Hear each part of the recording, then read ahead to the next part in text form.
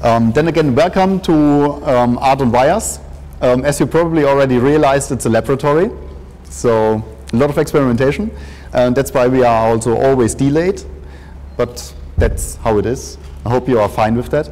I'd like to give a short introduction, just to tell you a little bit about why we are doing this and what we expect from you, so that all of you know why you are actually here. We are concerned a little bit with technology that can create illusions for people.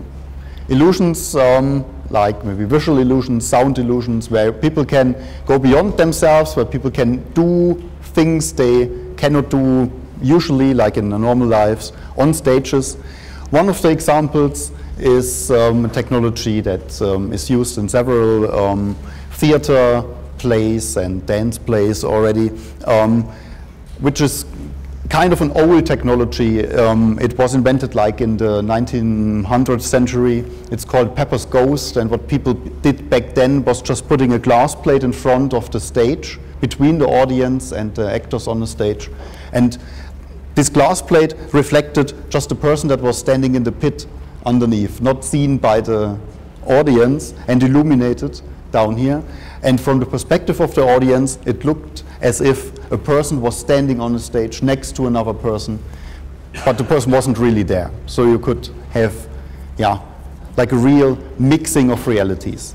And this technology, as old as the idea is, we still have it today quite expensively. Eyeliner is one of the products that is sold today to create such mixed reality illusions. And this was one of our basic ideas. We saw this as researchers, as media researchers, and we wanted to learn more about it. And there are lots of other ideas throughout the last 50, 60 years using modern electronic technologies, modern visual technologies, analog audio, analog and digital video, to set up spaces like this space here and to make them interactive, to make them also mixed reality, like to merge a virtual world into the real world, or what we like to do, to merge two real physical worlds that are just remote via a network into each other. We are involved in a project that is called the World Opera Project, and the idea of those guys is to have a distributed opera performance at 3 locations. One in Tromsø, one in Stockholm, and one in Copenhagen. And they have selected a play called Gilgamesh that is actually written for a distributed performance. So they will have 3 stages where the main actors are distributed over all the stages. And the orchestra is distributed as well, as is the audience. So there's, in all these 3 locations, there is a local audience sitting around the stage. The stage is actually circular. In all the 3 locations, there is a main actor on the stage, and the orchestra for this actor is also participating on stage. It's not sitting in a pit. They are also wearing costumes and running around the main actor and playing with him. But these 3 main actors, during the play, they have to move through different worlds, like a city, like an urbanized region, the nature in the woods, and the world of the gods. And these three worlds, they have to represent it somehow. So, and also the movement of these actors between these worlds have to be represented somehow. And basically, we don't have an idea how to do this. We know about technologies. We have a lot of ideas what we could do with camera, 3D motion capturing, or 3D cameras, motion capturing, display solutions, but we actually really don't know how to merge all these 3 spaces into each other so that it makes sense for the artist that's sent on a stage, and that it also makes sense for the audience in each location. So just to give you an idea what we are thinking about and where we like to go later on. We are running several research projects, and there some of the funding for this laboratory comes from. One of the research projects is Verdione, that is particularly made to build technology for this World Opera use case. So we build technology for stages, mixed reality stages in this project, And one of our first prototypes is this display you see over there, this two-sided mobile display with the cameras mounted on it. We might build more prototypes. And at the moment, in this laboratory, we'd like to find out whether it's actually working and what we can do with it and how we have to go further. Another project is the Perceval project, where we are concerned about how people perceive quality. In that particular case, how people perceive the quality of an immersed representation of a person that is remote. Like if someone would be like now displayed here, a person in live, interacting with me, how would you as an audience perceive the quality of this? What actually would be the vocabulary with which you would describe the quality? And how is it for me as a performer in that case? Or when you are the performers, what does quality mean for you?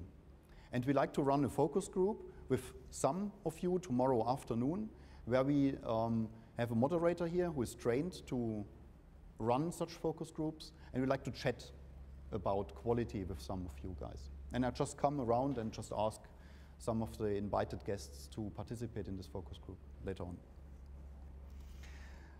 Alex. May I introduce Alexander Refsum Jensenius from the University of Oslo. He is co-organizer of Art.on.Wires, and he's responsible for the motion capturing stuff. Sure. Should I talk to Yeah. the microphone, or I can use yours if we stand close to each other? We can. I can just hold it like this, or. Oh, yeah. Okay, cool. Okay, so hello. I'm a postdoc researcher at the University of Oslo, and we have a team here with some more people, some PhD students, etc. And we are coming from a lab called 4Ms, or you could also call it Forums, depending on how we want to pronounce it, which is a collaboration between the Department of Informatics and the Department of Music at the University of Oslo. And we're basically dealing with these 4 M's here: music, mind, motion, and machines. And super quickly, our main motivation is to look at musicians, and we're also musicians ourselves, so we also study ourselves, and also other people. And we'll try to look at musicians and see, okay, what is actually going on here in terms of the body, in terms of the movement they're doing, etc., and how does that relate to what we experience. And then secondly, we are also trying to look at, okay, how do people perceive music? How do people move to music? So we've been doing various types of experiments. We have been looking at air guitar performance, air drumming, etc., free dancing, etc., and all the time trying to see and understand more about what is it in the music or the musical sound that makes us move in different ways. And then we try to look at both of them and see, okay, what are the correlations between what the musician or a performer is doing and what the perceiver is doing. And then finally, the motivation for doing all of this is also that we want to also create new music ourselves. And this is an example of me just playing with an instrument I created some years back called the Music Troll. It's an example of what we call a NIME, or a new interface for musical expression. So what we're trying to do is to learn from both the performers and the perceivers and try to see how we can integrate that in new technologies that allow for creating totally new and other types of music.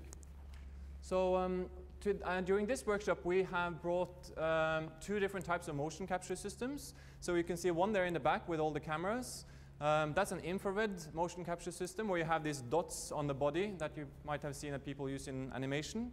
And we use that one both for analyzing all of these things, but also we program it now, so it's actually also possible to get data from it in real time. So we have lots of data coming out of this thing, and we hope that we all can use it for something interesting here during this workshop. And we also brought what's called a mobile motion capture system, which is an accelerometer-based system, where you put on a suit with, again, markers on the body, and then you're not constrained to that space, but then you can really run around the whole space, even outside the building, and we'll still be able to capture the motion that you have. So those 2 systems we will have up and running here during these days, and we invite you to come and test them out. Okay, thanks, Alex.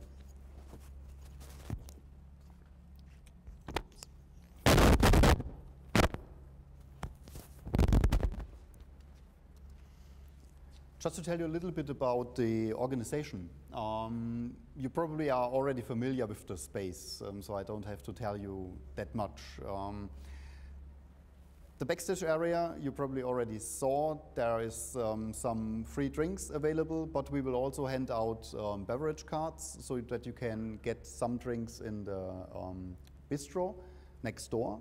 And they also have food, other types of drinks. They also serve beer. If you like to drink beer, you can buy it there. We're going to have 2 stages. One stage, the main stage, will be here in this area, where we also have then the performances in the evenings. And we have this motion capturing stage over there. Behind the motion capturing stage, there's a small chill out area. So if you like to relax, chat with some people, you can sit there, or you can also sit on one of the sofa groups around here. We also have the foyer over there, where we'll set up workshop spaces, as we do in the backstage area and here around. So when you're looking for one of the workshop spaces, you will find them either in the foyer, or in this chill out area, or in the backstage.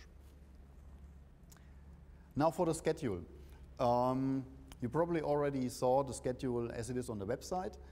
We have to do some little adjustments. So the main things will stay the same, like that we start at 10 o'clock in the morning the next days, that we will have lunch between 12 o'clock and 2 o'clock, and that we will have dinner between 6 and 8, and that after 8 o'clock the evening performances start.